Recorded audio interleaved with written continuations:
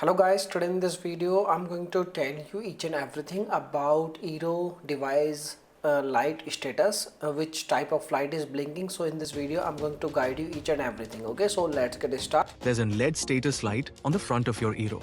When everything is running correctly, it will be solid white unless you have turned the LED off. If the LED is in a different state, including a different color or blinking flashing, please refer to the list on your screen. First and most important indicator, a red LED indicates that your eero doesn't have an internet connection or that your internet service is down. All LED color indications and what it means you can see on your screen.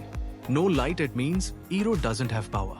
Blinking white, it means eero is starting up connecting to the internet. Blinking blue, it means broadcasting Bluetooth. Solid blue, it means the eero app is connected to your eero and setting it up. Blinking green, it means multiple eeros detected. Blinking yellow, it means unapproved USB-C power source is connected. Solid white, it means eero connected to the internet. Solid red, it means eero isn't connected to the internet. So hope now you know each and everything about the eero status lights. So dear friends, by using this method you can identify what is the error, or you can say what is the status of your eero device. Okay, so thanks for watching this video.